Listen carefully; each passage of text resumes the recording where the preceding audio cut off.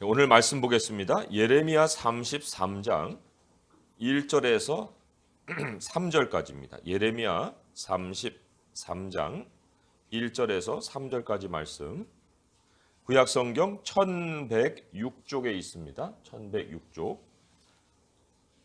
함께 읽습니다. 예레미야 33장 1절에서 3절입니다. 시작.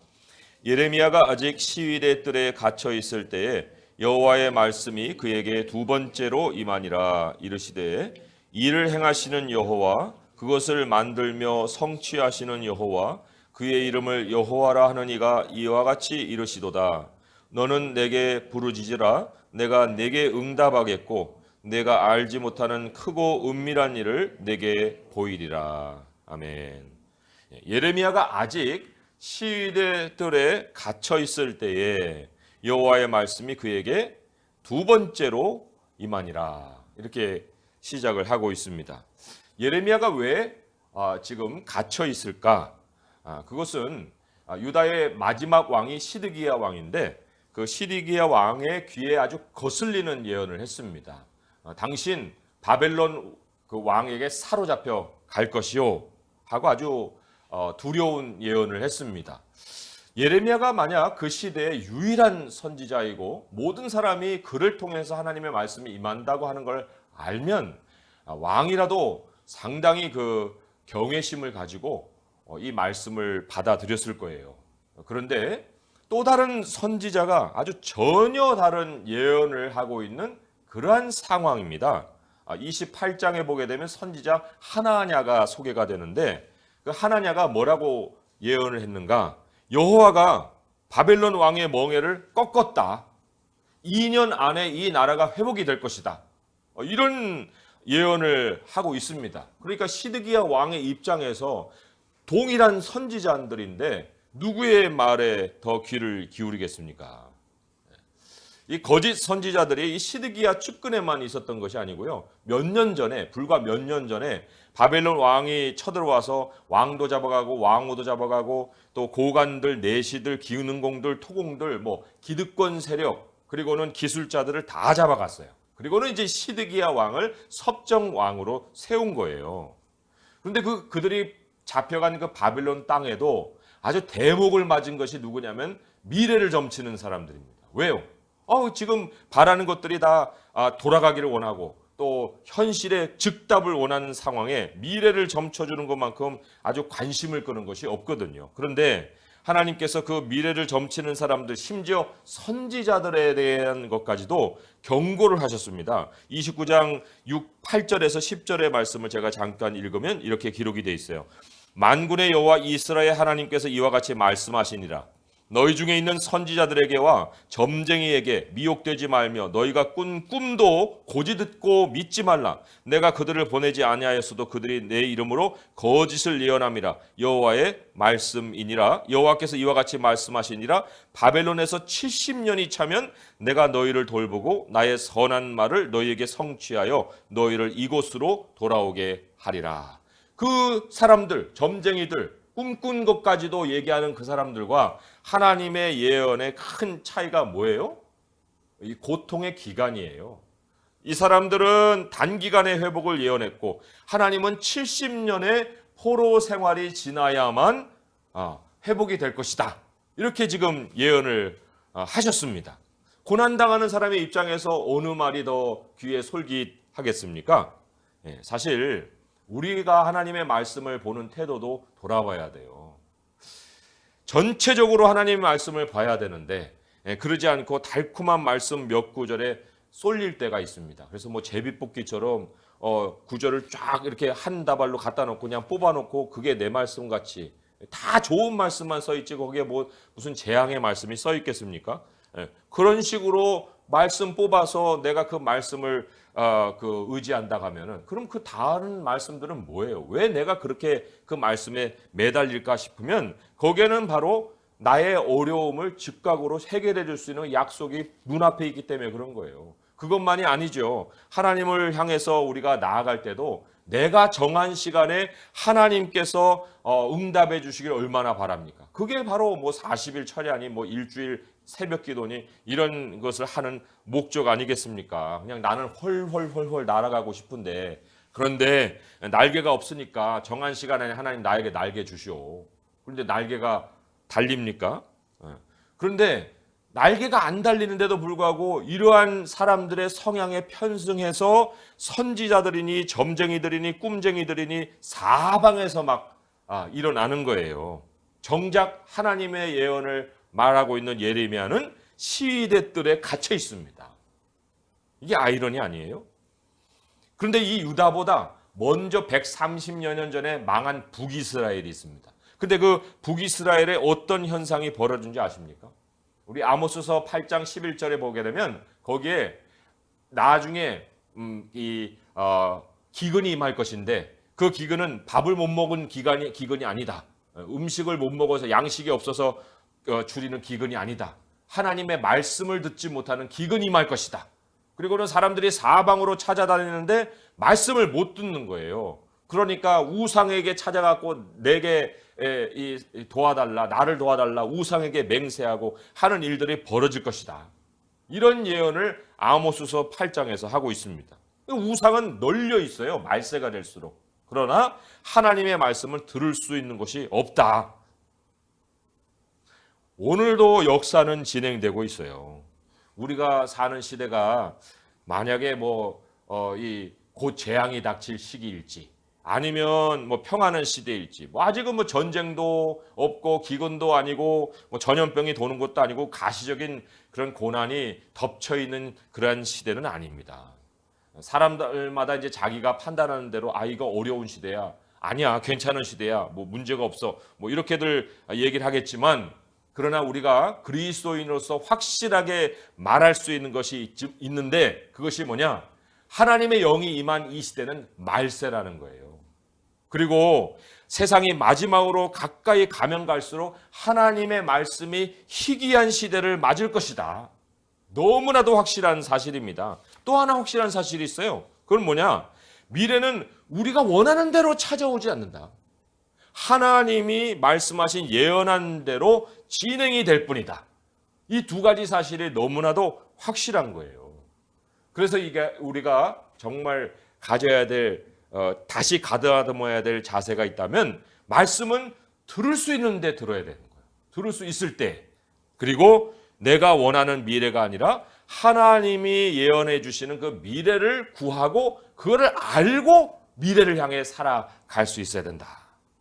자, 그러면 먼저 우리가 하나님의 말씀을 이제 들을 수 있을 때 들어야 된다는데 그러면 말씀을 어디에서 들을 수 있습니까? 하고 이렇게 질문을 던질 수 있잖아요. 오늘 1절의 말씀으로 다시 한번 돌아와 보는 거예요. 예레미야가 아직 시위대 뜰에 갇혀 있을 때에 여호와의 말씀이 그에게 두 번째로 임하니라. 갇혀 있는 예레미야에게 말씀이 임하고 있습니다. 예레미야는 백성들이 이 자식 저 자식 하면서 막 반역자라고 막 몰아대는 그런 사람이에요. 바벨론에게 항복해야 산다. 이런 말을 전하고 있기 때문에 대중이 바라는 얘기와 완전히 반대되는 얘기를 하고 있던 사람이었습니다. 그렇지만 예레미야는 충실했어요. 말씀에 충실했습니다. 그러다가 감옥에 갇힌 거예요. 그런데 거기에서 하나님의 말씀이 한 번도 아니고 두 번, 그리고 계속해서 38장까지 이어져서 임하고 있습니다. 예레미야는 이 시간순으로 배열이 된 성경책이 아니기 때문에 보기에는 갇혀서 한 38장까지만 예언이 임한 걸로 생각하겠지만은 수많은 곳에 예레미야가 웅덩이에도 빠지고 시위대 뜰에도 갇히고 매우 열악한 상황 속에서 하나님의 말씀이 임하고 있는 것을 우리가 알 수가 있어요. 예레미야가 지금 일어나서 가서 전할 수 있는 그런 상황도 아닙니다. 말씀이 임했다고 해서 그걸 사명을 즉각 옮길 수 있는 환경이 아니에요. 지금 말씀이 예레미야에게 지금 차곡차곡 쌓여지고 있는 그런 상황이에요. 잠시 우리가 여기서 바울 얘기를 할 필요가 있습니다.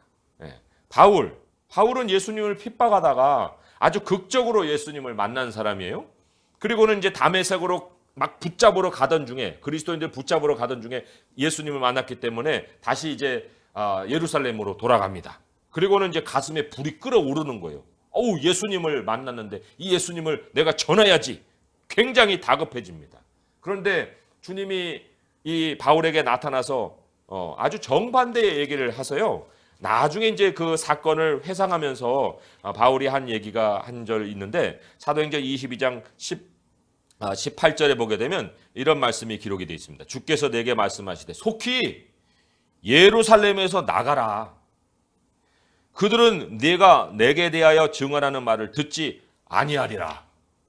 아니 듣지 않는다니 이게 뭔 얘기예요? 그 바울이 순순하게 하나님의 예수님의 말씀을 따랐을까요? 아니에요. 보면은 내가 말하길 주님 내가 주를 믿는 사람들을 가두고 또 각 회당에서 때리고 또 주의 종인 스데반이 피를 흘릴 때 내가 곁에 서서 찬송하고 그 죽이는 사람들의 옷을 지킨 줄 그들도 아나이다. 아니 내가 이렇게 갑자기 변한 것을 다 알고 있는데 사람들은 내가 이렇게 변한 걸 보면 다 믿을 거예요. 이렇게 지금 예수님께 반응을 하고 있는 거예요. 근데 예수님이 또다시 뭐라고 얘기합니까? 나더러 또 이르되 떠나가라. 내가 너를 멀리 이방인에게로 보내리라. 근데 바울이 순종했습니까? 순종 안 했어요. 아주 그냥 예루살렘을 샅샅이 뒤져다니면서 유대인들을 만날 때마다 변론을 했습니다. 변론을 벌이고 그리고는 유력하게 막 설득을 하고 이랬어요. 그에게 쌓여져 있는 계시가 없는 채로 열심만 낸 거예요. 근데 결과가 어떻습니까? 교회가 성장했습니까? 네, 그렇지를 못한 거예요. 그래서 사람들이 이제 취한 조치가 무엇이냐? 실제 사건이 벌어졌던 그 사도행전 10장으로 넘어가 보면 거기 이런 말씀이 기록이 되어 있습니다. 10장에 9장이네요. 9장에 보면은 형제들이 알고 뭐를 알아요? 바울이 막 돌아다니면서 변론하는 걸 알고 그리고 문제가 심각해지는 걸 알고 그를 가이사랴로 데리고 내려가서 다소로 보내니라. 자기 고향으로 보내버리는 거예요. 그리고는 어떤 결과가 있습니까? 그리하여 온 유대와 갈릴리와 사마리아 교회가 평안하여 든든히 서가고 주를 경외함과 성령의 위로로 진행하여 수가 더 많아지니라. 완전히 하나님이 교회를 세우는 것과 바울이 생각한 거 다르잖아요. 바울을 고향으로 보내버리니까 그때 그 교회가 든든히 서가고 수가 많아지지 않습니까? 바울이 고향에서 보낸 시간 어림잡아 한 10년의 기간입니다. 10년의 기간에 대해서는 기록이 없어요. 조용합니다. 성경이. 이 기간에 바울이 무엇을 했을까? 이 기간은 분명 하나님의 말씀이 바울에게 쌓여져 가는 기간인 거예요.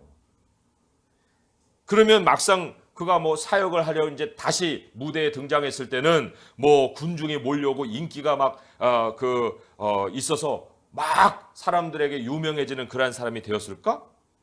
그렇지 않아요. 우리가 지금 읽으니까 바울이 유명한 거지. 그가 가는 곳마다 위협을 받습니다. 그가 세웠던 고린도 교회에서는 쫓겨나 버립니다. 그리고는 죽기 전에는 바울 옆에 소수만 남아요. 그리고는 모든 사람들이 바울을 버렸다고 성경이 기록합니다. 그런데 놀라운 것은 그러한 바울을 통해서 하나님의 말씀이 기록이 되었고 그러한 그 바울을 통해서 하나님의 말씀이 전해졌고 지금 우리에게도 말씀이 전해주고 있지 않습니까? 우리는 바울을 엄청난 인물로 얘기하지만 당시 바울을 오늘로 데려온다면 아마 지금 중국 어딘가에서 돌아다니고 있을 거예요. 그리고는 매 맞고 있을지도 모릅니다. 그리고는 그의 장례식을 찾아가 보니까 뭐 별로 사람들도 없는 그런 아주 쓸쓸한 장례식을 치르고 있는 상황이에요. 말씀을 전하는 사람도 말씀을 듣는 사람도 말씀을 어디서 듣느냐? 말씀을 듣는 자리는 세상에서 가려져 있는 자리다. 우리가 책을 찾자면 얼마나 많은 책들이 널려 있습니까? 뭐 교보문고도 있고 여기도 뭐 엄청 뭐 책이 많고 기독교 서적도 뭐 수천 권이 꽂혀 있는 그러한 그 장소들은 많잖아요. 그런데 우리가 막상 하나님의 말씀을 들을 수 있는 곳은요. 매일매일 하나님의 말씀을 펼쳐 읽을 수 있는 나의 책상 앞이에요. 우리가 인터넷으로 여러 설교자들의 유명한 설교도 들을 수가 있습니다. 그런데 하나님의 말씀이 정작 나의 심령에 자리하는 곳은 내가 다른 그리스도인 형제 자매들과 함께 신령과 진정으로 예배를 드리는 그 현장입니다. 그런데 하나님의 말씀을 이렇게 내가 일상에서 펼쳐놓을 수 있는 내 방 안의 자리와 내가 다른 성도님들과 함께 이렇게 신령과 진정으로 드릴 수 있는 예배 자리는 조급하게 주어질 수가 없는 자리입니다. 다급하게 준비한다고 준비가 되는 곳이 아닌 거예요. 일상이 없는 사람에게는 준비가 될 수 없는 곳이고 재앙이 임하면 아예 사라져버리는 곳입니다. 말씀을 들을 수 있을 때 듣는다고 해서 뭐 조급해지라는 게 아니에요. 뭐 닥치는 대로 말씀을 들으라는 것이 아니라 하나님과의 은밀한 장소를 매일같이 확보하라는 거예요. 대중을 쫓지 않고 인기를 쫓지 않고 나의 영적인 일상을 이어가라는 겁니다. 바울과 같이 지금 시대들에 갇혀있는 예레미야와 같이 오히려 갇힌 자리에 하나님의 말씀이 임하고 하나님의 말씀이 차곡차곡 쌓여져 가지 않습니까? 열 처녀가 등불을 다 들고 있었어요. 그런데 5만 기름을 준비하고 있었습니다. 그 두 부류의 차이가 어디 있습니까? 두 부류의 차이는 쌓아놓은 말씀이 있느냐 없느냐의 차이에 있는 거예요. 그때그때만 쓸 말씀을 쫓고 있으면 반드시 허둥대는 시기를 맞습니다. 그리고는 재앙의 때는 무너지고 마는 거예요. 그러나 남들은 아유 뭐 때문에 저런 기름을 준비해? 낭비 아니야.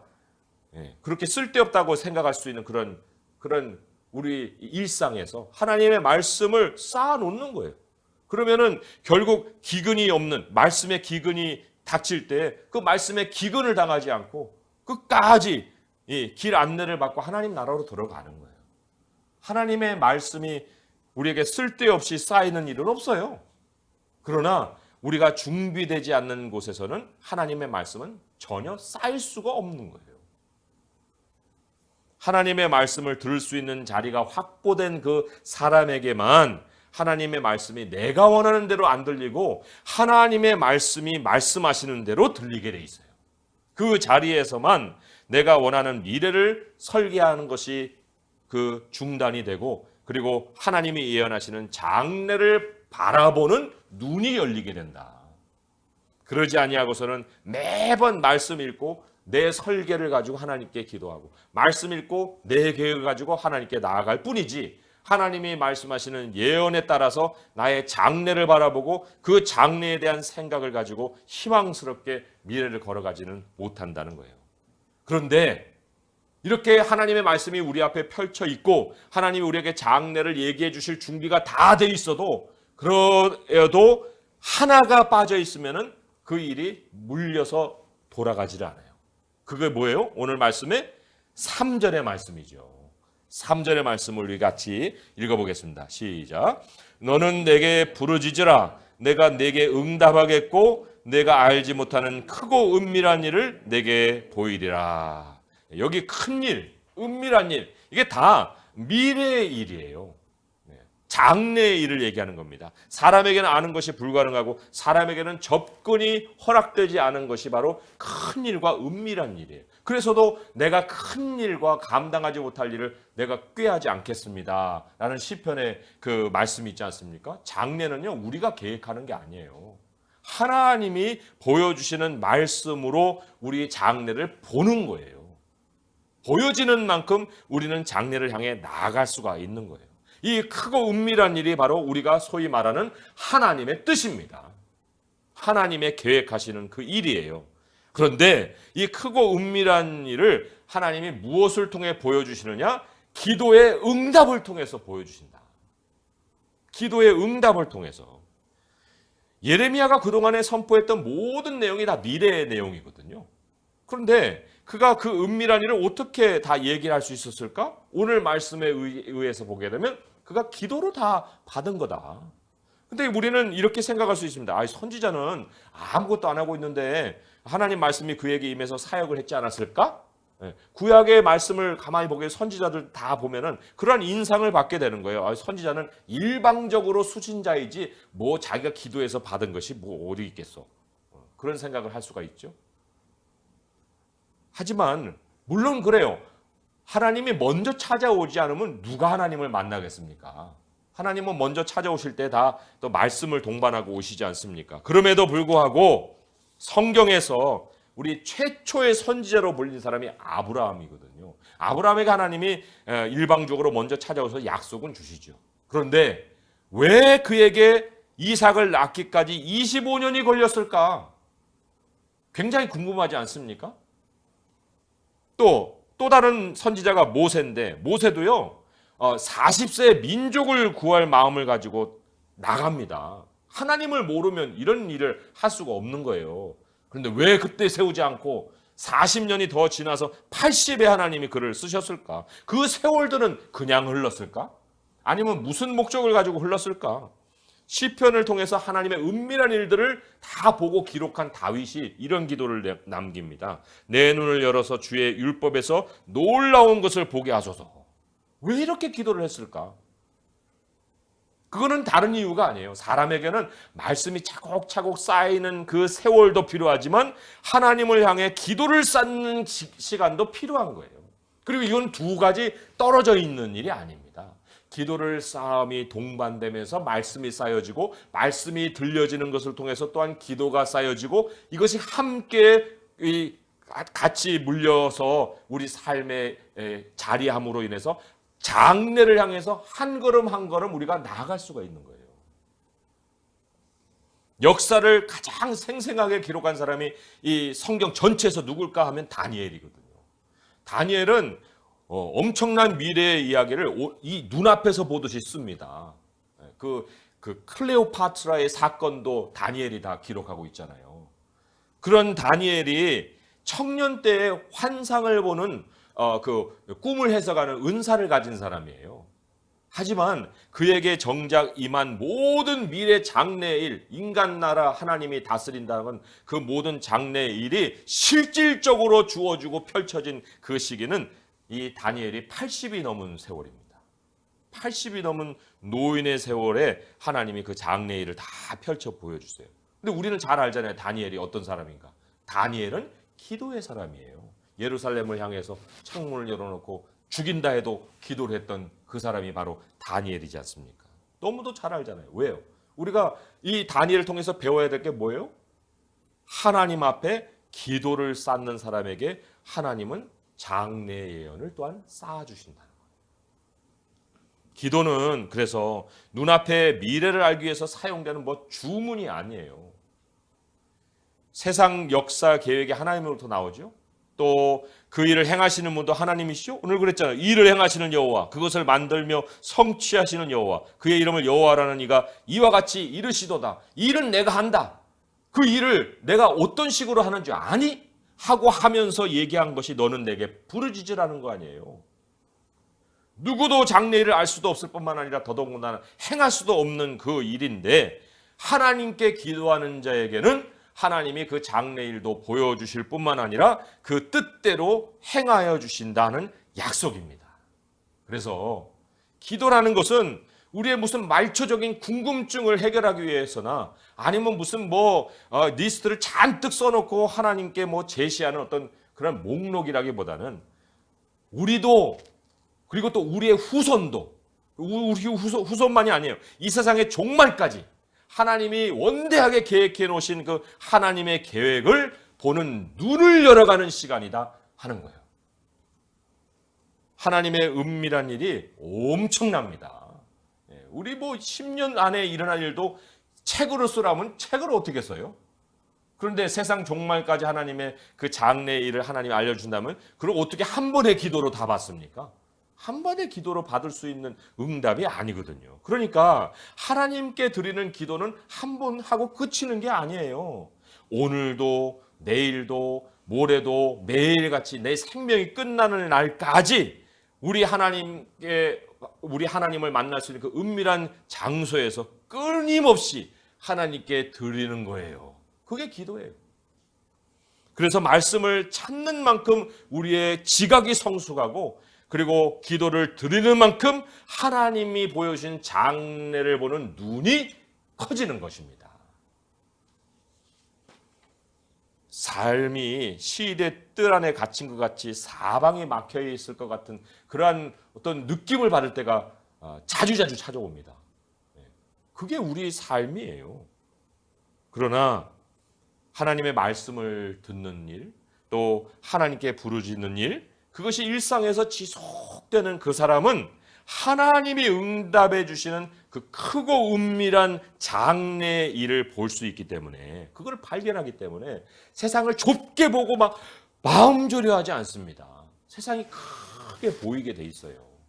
그리고는 큰 세상 때문에 미래를 가장 자신 있게 맞이할 수가 있는 것입니다.